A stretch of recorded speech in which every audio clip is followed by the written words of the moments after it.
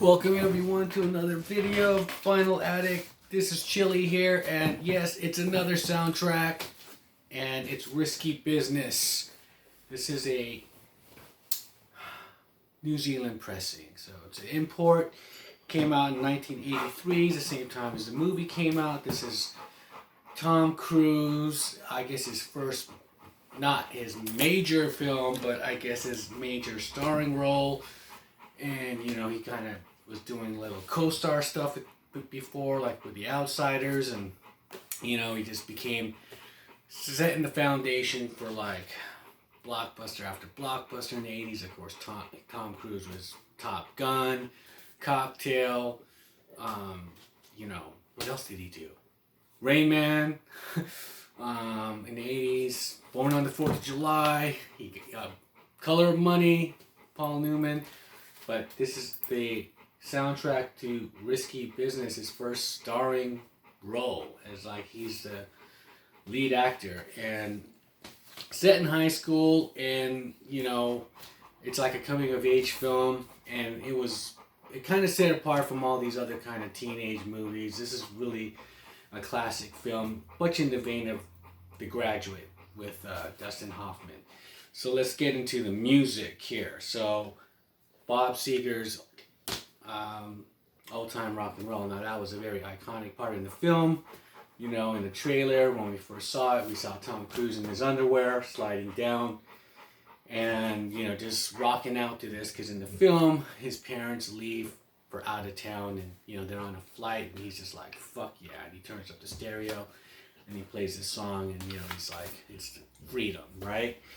Liberation. And then there's a bunch of songs from Tangerine Dream. Now, this is a group from like the early 70s, and they're a German band, and they kind of started they're kind of founders of electronica music, and just much like Kraftwerk, and you can hear my dog like smiling back there, but it's all good. But yeah, so Tangerine Dream, they had a lot of songs on here that are just kind of weird, and because there's like a lot of dream sequences in the movie, and they kind of play these instrumental pieces from Tangerine Dream. Yeah, so yeah, they still put out music now, and so they started in the early 70s, and they had an album out in 2017. But yes, they are kind of like the forefathers of just like Kraftwerk, these German electronica synthesizer groups. And so we got like 1, 2, 3, 4, 5 songs from them. But what else is on here? The Muddy Waters song Mannish Boy. It was a good scene in the film. They play the intro where Muddy Waters is speaking, and the way they kind of interplay that in the movie was really cool, because he turns his parents' house into a brothel. And he gets his friends, and you know, his girlfriend he's dating is a prostitute, and she gets all her friends, and it becomes this really cool kind of thing, because he has to raise some money, because he has to pay off a pimp, you know. So it's I guess you got to see the film, but if you haven't seen the film, I'm spoiling it, but it's good shit. But back to the music. We got Jeff Beck.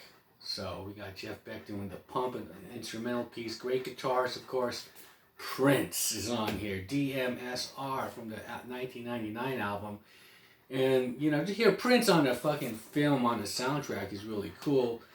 And this is the scene in the movie where, you know, he's trying to get into Princeton. The guy from Princeton comes to the party, and, you know, he sees all this kind of interactions with the prostitutes and everything. It's like, what's going on here? But it's really funny part of the film, and DMSR is played at that time: dance music, sex, romance, Journey, After the Fall, and of course Phil Collins is In the Air Tonight, which is in a weird sequence, the train sequence, where it's kind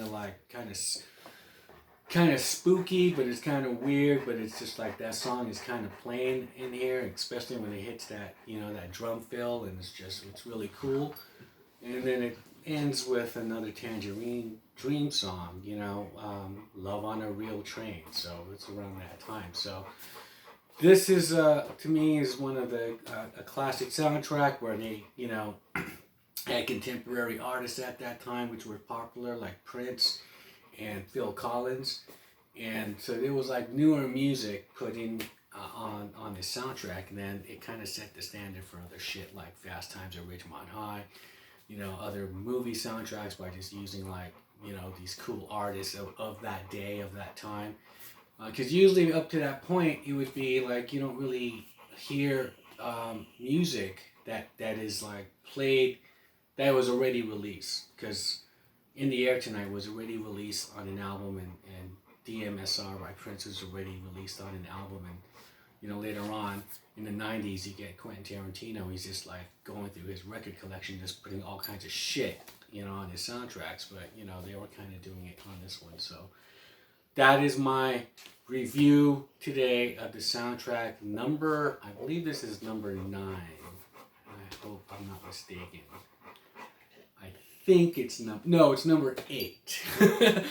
As my stagehand is saying, it's number 8.